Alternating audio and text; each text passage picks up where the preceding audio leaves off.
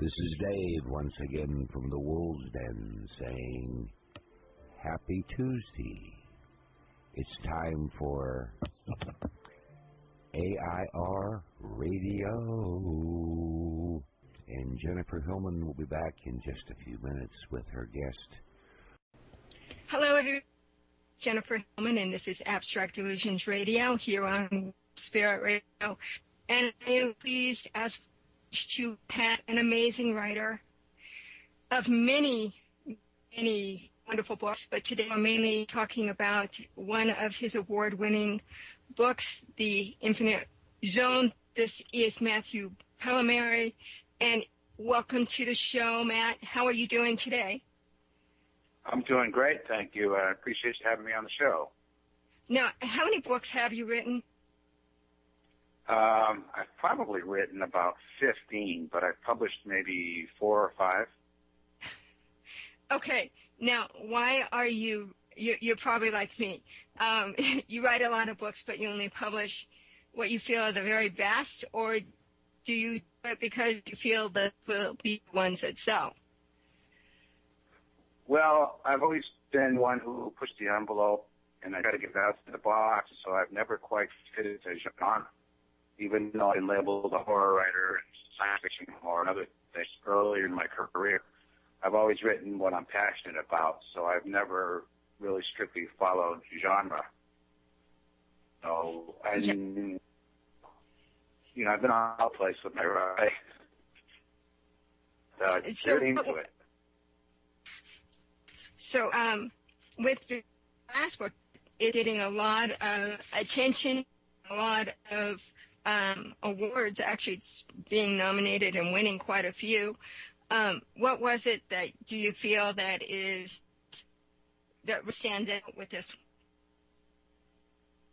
Well, this new book, Infinite Zone, nonfiction, is my first fiction book, although I've written a lot of non-fiction articles.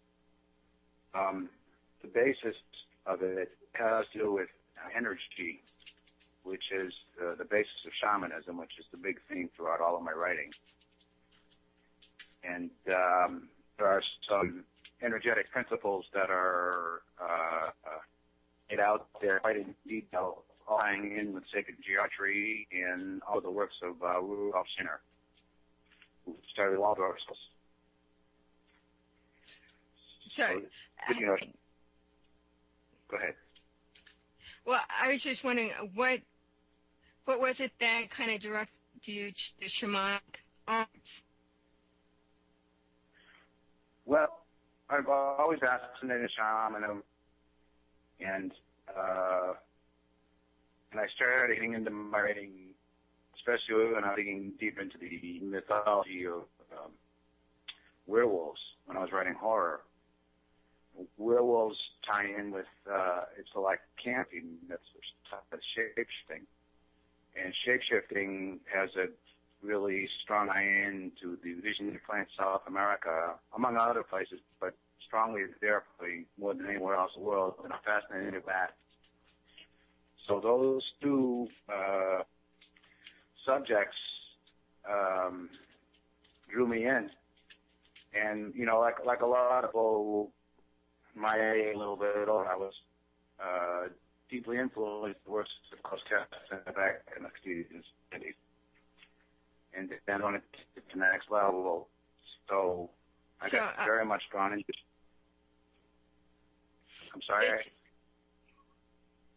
Okay. I'm just going to let you know, we're both kind of breaking up, Matthew, so it's just the audio quality isn't the best today.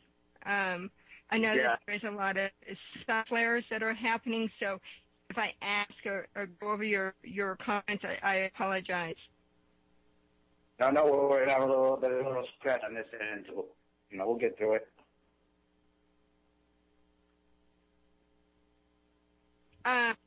So, as someone who also has studied shamanic, it does open you up to really connecting with nature and actually everything within the universe in a very cohesive and complete way. With that, do you feel that you write with more passion because of this kind of overall connection, realization? That's an interesting way to put it. I've always been a passionate writer, that's for sure. I've always written about psychiatrically, as opposed to, what the latest fad is. As a matter of fact, I'm trying to write out what you think the latest fad is, and it's already too late. It's already been done 1,000 times. But what I've discovered in my studies of Shamanism is another thing, how everything is really connected. And I've been going into Amazon now for close to 15 years doing intended plant diets, and I spend a lot of time myself in this show. And when you spend all that time in that way doing purification diets, you really get to see how everything is connected and how everything all works together. And I discovered one of the things that really drew me into shamanism is the fact that they get the roots of everything. Every religion in the world, every spiritual thought has its roots in shamanism, which is really, truly the world's oldest profession. Shamans were the first storytellers, the first performing artists, the first musicians, the first psychologists, the first doctors, healers. Roots of all of it goes there. So the more I have been going down this path, the more I've really been able to open myself up and allow the good, for lack of better words, the good energy to come through and get out of the way, get out of my own way. It's an interesting balance as a writer because you have to have strong enough to go to be able to put your stuff out there and, expose yourself to criticism and, comments when you do it like that. So you have to have a strong ego, but then if you go too far, this is my own opinion, if you go too far with the whole ego thing, you end up kind of a caricature and a party. And I believe when you're really on the spiritual path, you can yourself out and your ego aside and do what you're supposed to do, all what Spirit tells you to do.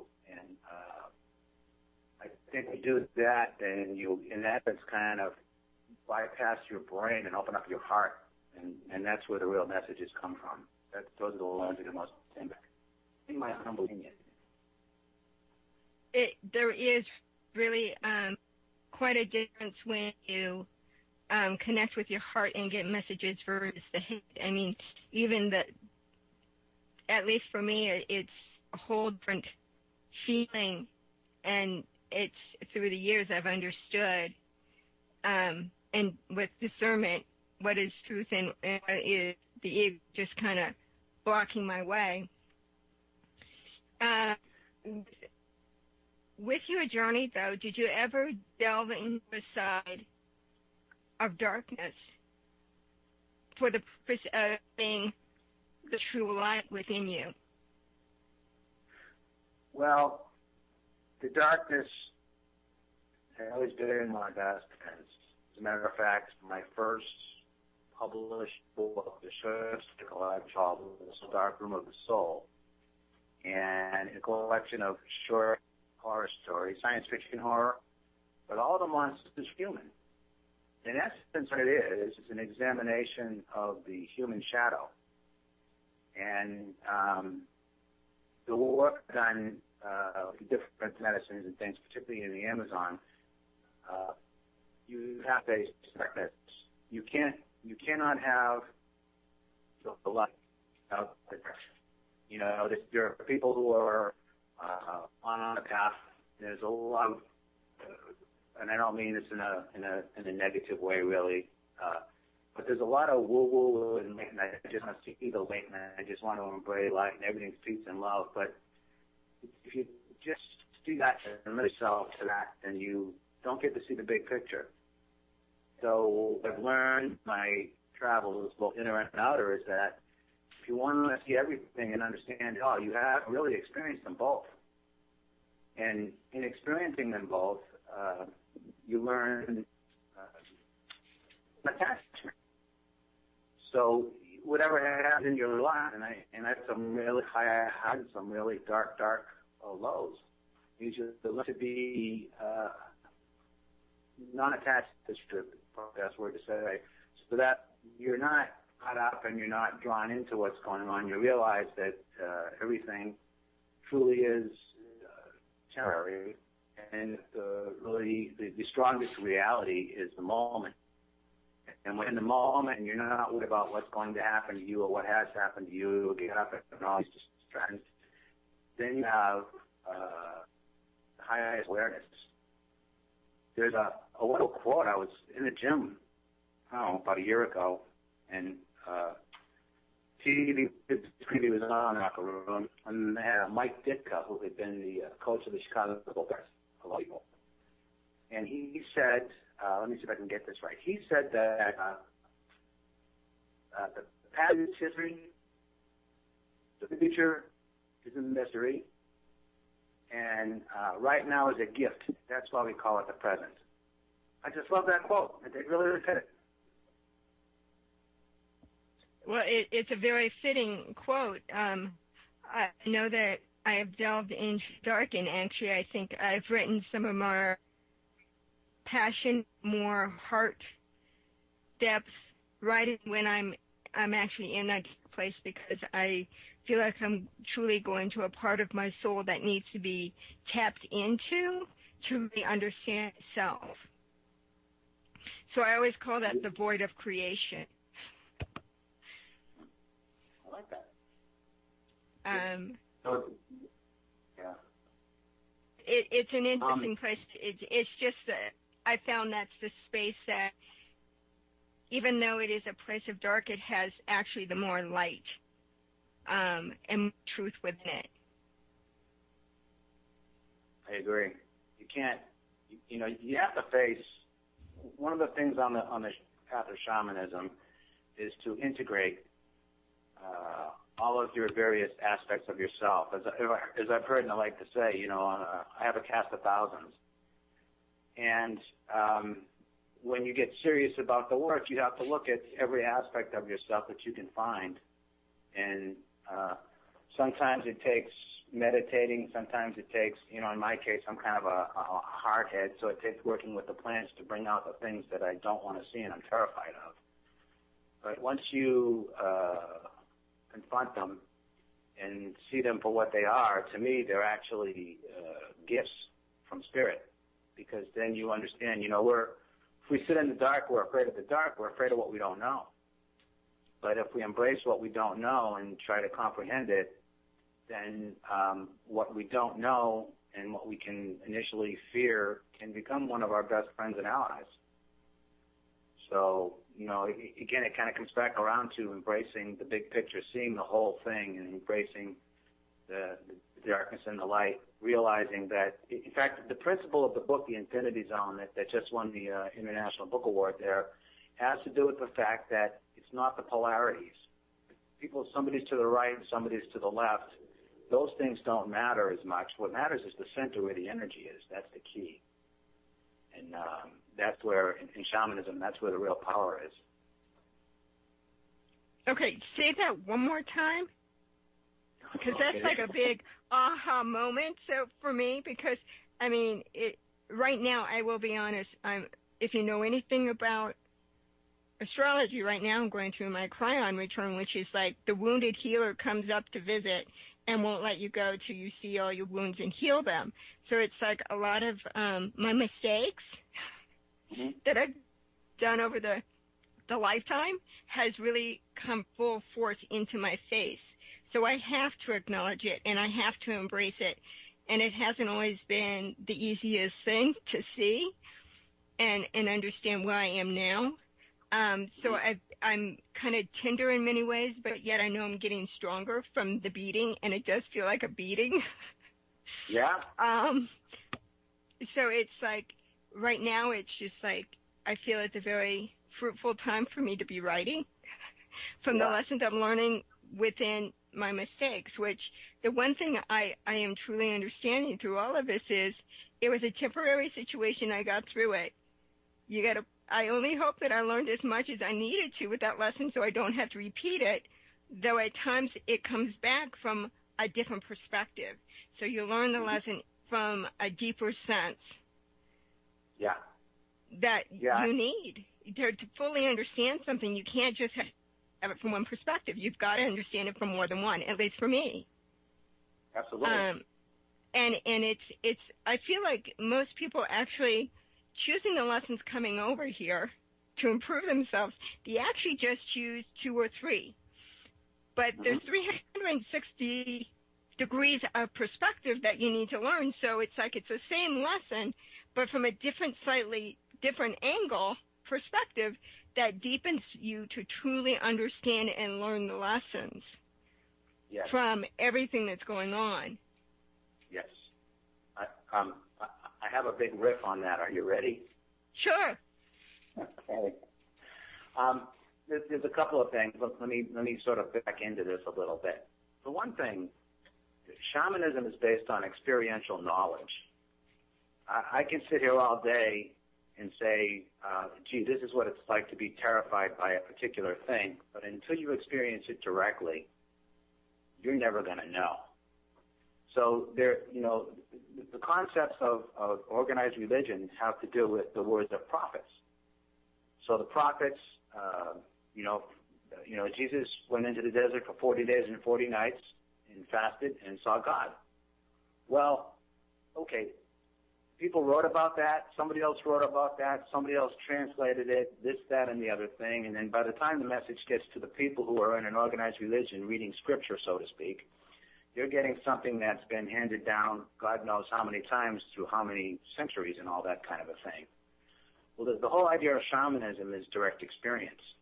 So, a shaman, in fact, I've gotten Christians riled up from time to time because Jesus was a shaman, as was Buddha, and the rest of the prophets. But, in shamanism, they would say, well, that's great. You can read about what the prophets have experienced, but you should be experiencing it yourself. Then you have a direct knowing. So, and I discovered in myself different patterns of what I like to call cosmic patterns.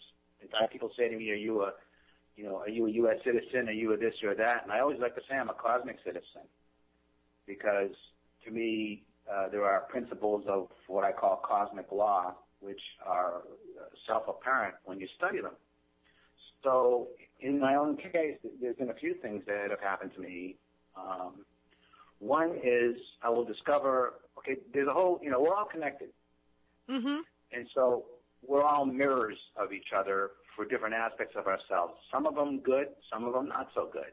Our shadow will come out when we least expect it.